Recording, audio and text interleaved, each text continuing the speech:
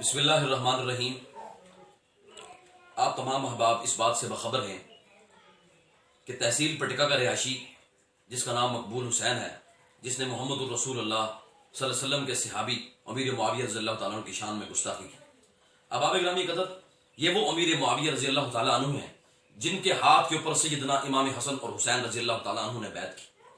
یہ وہ امیر معاویہ ہیں کہ جو محمد الرسول اللہ صلی اللہ علیہ وسلم کی سواری کے پیچھے بیٹھے۔ یہ وہ امیر معاویہ ہیں رضی اللہ تعالیٰ عنہ کہ جن کی بہن محمد الرسول اللہ صلی اللہ علیہ وسلم کے گھر گئی اور مومنوں کی ماں بن کر آئی۔ احباب گرامی قدر، یہ وہ امیر معاویہ ہیں رضی اللہ تعالیٰ عنہ کہ جنہوں نے پہلے سمندری جنگ لڑی اور جنت پا کر آئے۔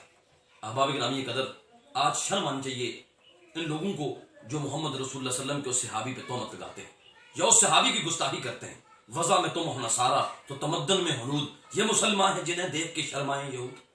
ہم آزاد حکومت ریاست جموں و کشمیر اور عدالت عالیہ سے اس منصفانہ فیصلے کے منتظر ہیں اور ہم یہ اپیل کرتے ہیں کہ جو national action plan government of Pakistan Azad Kashmir نے بنایا ہے اس پہ مکمل طور پہ عمل درآمد ہونا چاہیے۔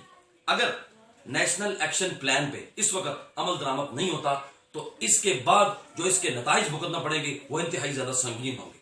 ہماری جماعت مرکزی جمعیت اہل حدیث عالمی و اہل حدیث یوتھ فورس کے جتنے بھی جماعتان و کارکنان اس وقت جو غم و غصے کے اندر ہیں یا دیگر جماعتوں کے کارکنان اور قائدین جو غصے میں ہیں، وہ اسی بنیاد پر ہیں کہ صحابی ہمارے ایمان کا حصہ ہے۔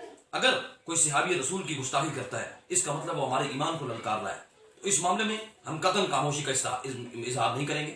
میں تمام افراد سے اور تمام اپنے کارکنان و زمران سے یہی اپیل کرتا ہوں کہ انشاءاللہ الرحمن ہم اس کو اس مقام تک پہنچائیں گے جو ہمارے ملک کے آئین کے اندر اس کی سزا مختص ہے۔